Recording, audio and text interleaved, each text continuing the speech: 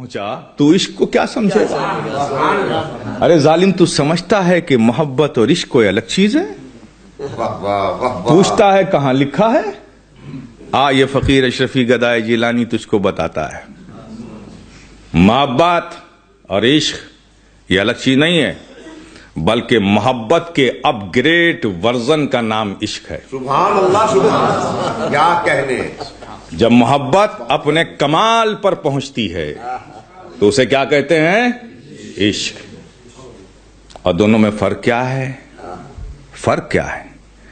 محبت وہ چیز ہے کہ جب کسی سے کسی کو ہوتی ہے تو اس کا بھی خیال رہتا ہے اور اپنا بھی خیال باقی رہتا ہے۔ کیا کہنے، کیا کہنے۔ اسے کیا کہتے ہیں؟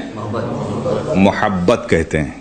یہ محبت کی کیفیت ہے کہ محبت وہ چیز ہے کہ جب کسی سے کسی کو ہوتی ہے تو اس کا بھی خیال رہتا ہے اور اپنا بھی خیال باقی رہتا ہے، لیکن عشق وہ چیز ہے کہ جب کسی سے کسی کو ہوتی ہے تو صرف اس کا خیال رہتا ہے، اپنا خیال نہیں رہتا۔ یہ ہے عشق، یہ ہے عشق۔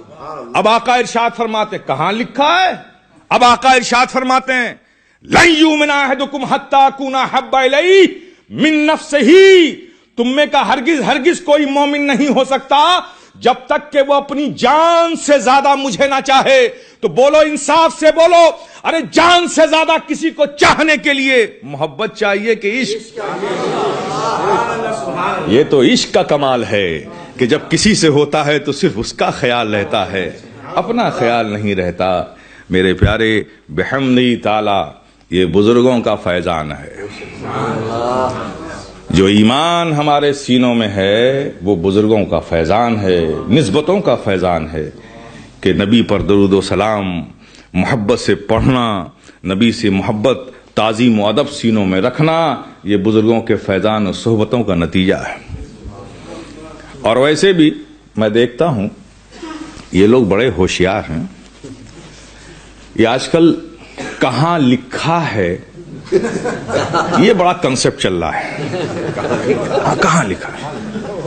اچھا، میں نے دیکھا کہ سوال کرنے میں بھی کمال کی احتیاط کرتے ہیں لوگ۔ یہ کہاں لکھا ہے یہ ہمارے علماء سے نہیں پوچھیں گے، کمال کی غضب کی احتیاط پوچھیں گے کس سے؟ بیچارے کسی آفس میں کام کرنے والے سے پوچھیں گے، کسی کاروباری آدمی سے پوچھیں گے، کسی تجارت کرنے والے سے پوچھیں گے، اس سے پوچھیں گے کہاں لکھا ہے۔ ارے ظالم، پوچھنا ہے تو ان علماء سے پوچھ کہاں لکھا ہے، یہ بتائیں گے کہ کہاں لکھا ہے۔ اچھا چل، تیری عادت ہی ہے پوچھنے کی، تو ہم غریبوں سے کیا پوچھتا ہے؟ کیا کہنے۔ کہاں لکھا ہے؟ پوچھ سکتا ہے؟ چل پوچھ پوچھ سکتا ہے تو پوچھ، سیدنا صدیق اکبر سے پوچھ۔ کیا کہنے، سبحان اللہ۔ ارے ہے ہمت تو پوچھ، سیدنا عمر فاروق سے پوچھ۔ ارے پوچھ سکتا ہے تو پوچھ، مولا علی مشکل کشا سے پوچھ۔ ارے پوچھ سکتا ہے تو پوچھ، حضرت عثمان غنی سے پوچھ سکتا ہے تو پوچھ، حضرت طلحہ ابن زبیر سے پوچھ۔ ارے پوچھ سکتا ہے تو پوچھ، حضرت بلال سے پوچھ سکتا ہے تو پوچھ، عبداللہ ابن مسعود سے پوچھ۔ ارے پوچھ سکتا ہے تو ان سے پوچھ کہ نبی ہیں، وضو فرما رہے ہیں اور صحابہ پروانوں کی مانند چاروں طرف کھڑے ہیں۔ نبی نے پانی لیا، دست رحمت دھویا، پانی کے قطرے نبی کے جسم پاک سے جدا ہوئے۔ وہ قطرے زمین کی طرف آنا ہی چاہتے تھے کہ ایک صحابی نے دونوں ہاتھوں کو بڑھایا اور پانی کے ہر قطرے کو اپنے چلوؤں میں لے لیا اور پی لیا۔ پھر نبی نے دستے کرم دھویا، پھر پانی کے قطرے زمین کی طرف جانا ہی چاہتے تھے کہ دوسرے صحابی نے دونوں ہاتھوں کو بڑھایا، پانی کے ہر بوند کو ہتھیلیوں میں لیا اور لی کر اسے چہرے پر مل لیا۔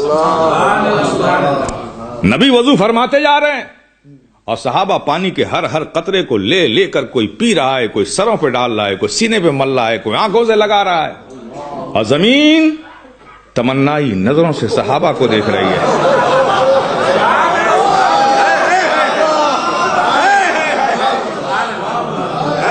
ارے اے صحابہ کی مقدس جماعت، ایک قطرہ پانی مجھ تک تو پہنچ جانے دیجئے۔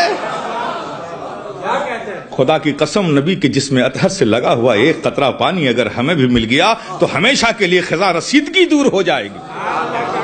لیکن صحابہ کا عشق ہے کہ نبی کے جسم اطہر سے لگے ہوئے کسی قطرے پانی کو زمین پر نہیں جانے دیتے۔ کوئی لے رہا ہے، کوئی پی رہا ہے، کوئی آنکھوں سے مل رہا ہے، کوئی سینے پر لگا رہا ہے۔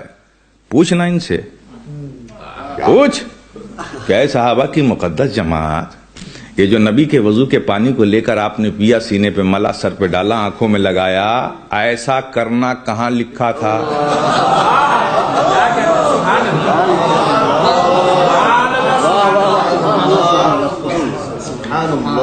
یہ آپ نے کیا، ایسا خیال آپ کو آیا کہاں سے کہ نبی جب وضو کرے تو ہر قطرے پانی کو لے کر پی لیا جائے؟ کہاں لکھا تھا؟ قرآن تو ہم نے بھی پڑھا ہے، 30 پارے ہیں، 30 پارے پڑھے، قرآن میں تو کہیں ایسا لکھا نہیں۔ حضور کیا نبی نے فرمایا تھا؟ تو نبی نے بھی نہیں فرمایا کہ میں جب وضو کروں تو ہر قطرے پانی کو لے کر پی لیا کرو۔ تو قرآن میں لکھا نہیں تھا، نبی نے فرمایا نہیں، تو ایسا کرنے کا آپ کو خیال کہاں سے آیا؟ پوچھے گا ظالم نا تو یہی جواب آئے گا، ارے ظالم سن سن، کہاں لکھا ہے؟ پوچھتا ہے، ارے یہ نبی کے عشق کی بات ہے، عشق کی بات، یہ کسی کتاب میں نہیں، یہ تو عاشقوں کے دلوں میں ہوا کرتی ہے۔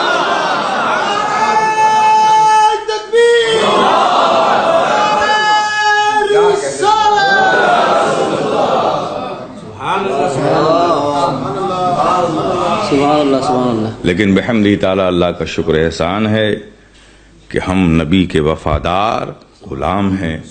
اللہ پاک اسی غلامی کے ساتھ ہمیں زندہ رکھے اور اسی پر ہمارا خاتمہ فرمائے۔ وآخر الدعوانا الحمدللہ رب العالمین۔